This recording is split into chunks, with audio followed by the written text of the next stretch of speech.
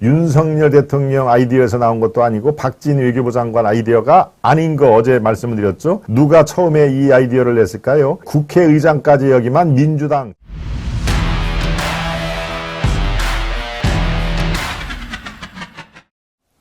기부금 내는 기업이 친일 낙인을 찍을 것이다 하는 얘기인데요. 기부금 내는 기업, 친일 낙인을 찍을 것. 이걸 요 제목만 가서는 누가 얘기한 걸로 여러분 파악이 됩니까? 그렇죠. 당연히 어제 윤석열 정부가 얘기한 강제징용의 해법 기금을 만들어서 한국 기업, 일본 기업, 그다음에 국민성금 이런 것들을 합해서 약 40억 원 정도를 이 피해자들에게 이렇게 변제, 대위 변제라고 하죠. 조금 제3자 변제입니다. 직접 가해자가 직접 주는 게 아니라 기금을 만들어서 제3자가 그래도 피해자에게는 응분의 어떤 보상이 있어야 된다라고 해서 그것을 이제 대위 변제라고 하는데요. 네.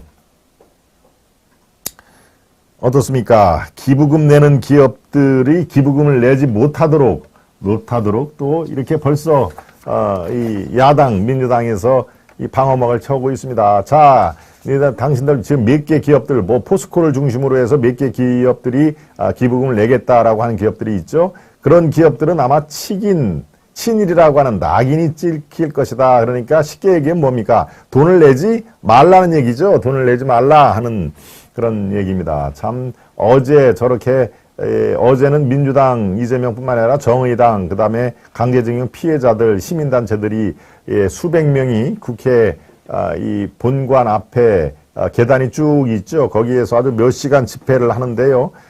여기에서 이재명이 을사늑약에 빗대서 계묘늑약이라고까지 얘기를 했습니다. 을사늑약 이른바 이완영 등 이른바 매국노라고 우리가 흔히 부르는 사람들에 의해서 국민의 주권 그대로 일본으로 간 게 바로 을사늑약 아니겠습니까? 그런데 올해 계묘년에 똑같은 늑약이 펼쳐지고 있다라는 그런 의미에서 지금 이재명이 을사늑약을 계묘늑약이라고 살짝 말을 바꾸어서 아주 지금 선동을 하고 있는 그런 상황인데요. 지금 어제 나온 얘기 여러분들이 충분히 예상을 하는 그런 워딩입니다.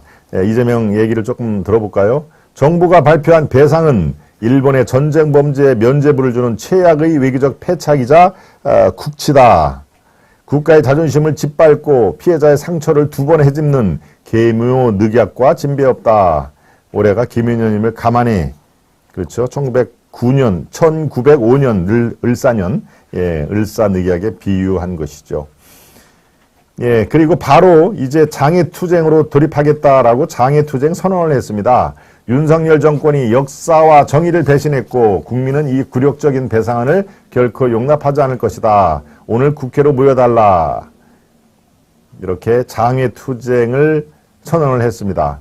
어제 얘기했지만 민주당과 정의당 의원 50여 명, 그 다음에 시민단체, 강제동원 피해 생존자들 이렇게 수백 명이 지금 어제 이 집회를 하는 모습이 여러분들 화면에 지금 나와 있습니다.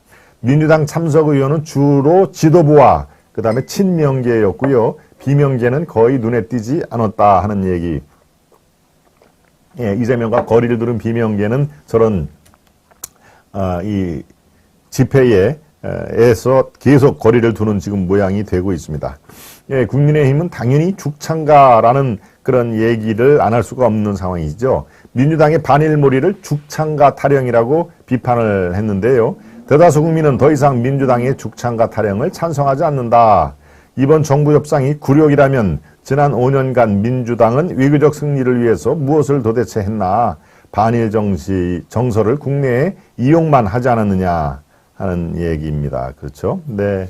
그러니까 지금 민주당에서 나오는 얘기 중에 가장 지금 센 게 포스코를 비롯해서 기부금 내는 기업 아마 당신들은 친일 낙인을 찍을 것이다. 즉 돈을 한 푼이라도 내면 너희들 죽어라는 얘기하고 거의 비슷한 거 아니겠습니까? 친일 낙인을 찍을 것이다 하는 얘기는 기업으로서 당신들 기업 활동하려면은 이번에 기부금은 내지 마 하는 얘기. 그렇습니다. 네. 오늘도 좋아요 누르고 시청합니다. 우리 최재영님 지금 들어오셨군요. 네. 오늘 오후 2시 국힘 전당대회, 지금 아시아투데이 아투 현장이 2시부터 약 6시까지 중계를 해드릴 예정입니다. 우리 금비스프님이 안내를 해주셨고요. 북한도 아니고 맨날 투쟁은 무슨이냐, 우리 장기정님, 네, 도희님, 어쭈구리님, 최재영님, 오늘도 힘차게 파이팅입니다. 라고 말씀을 해주셨네요.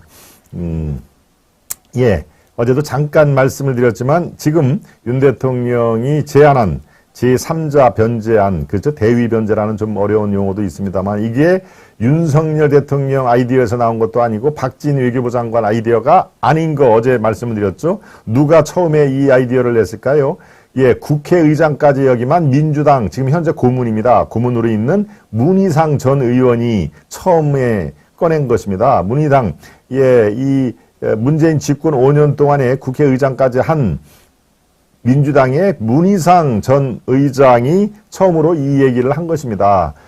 이 기금을 세워서, 기금의 이름이 어떻게 됐든 간에 기금을 세워서 한국과 일본의 기업들, 관련 기업들 또는 제3의 기업들의 순수한 기부금을 받고 여기에 국민성금까지 엎어서 이렇게 그렇게 되면은 명분, 피해자도 국민성금이 있기 때문에 받을 명분이 있을 거 아니냐라는 그런 의미입니다. 그런데 그 당시에 문재인 청와대는 이것을 어떻게 됐습니까? 이런 방구 추진할 생각이 없었던 것이죠.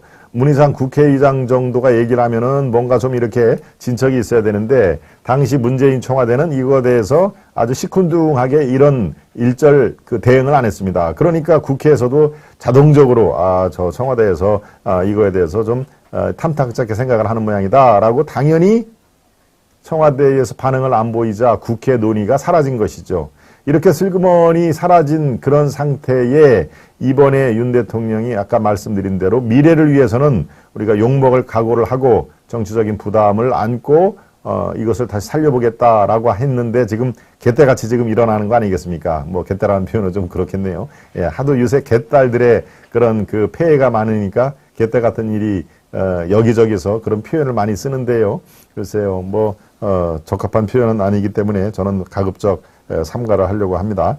민주당이 먼저 꺼낸, 그렇죠? 국회의장, 민주당 국회의장입니다.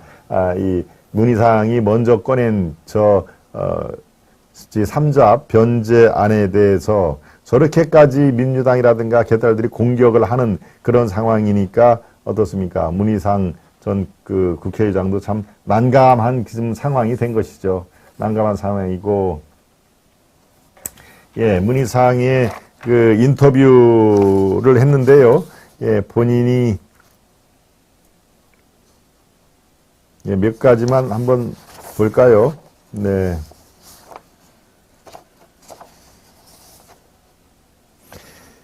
기시다 일본 총리가 김대중 오부치 선언을 계승한다고 밝힌 거에 대해서 문희상은 이렇게 얘기했네요. 김대중 오부치 선언의 핵심은 과거를 직시하고 미래를 지향한다는 점이다. 여기서 미래 얘기가 나오죠. 방점이 미래지향에 찍혔다는 점은 같지만 과거를 직시한다는 부분은 다르다.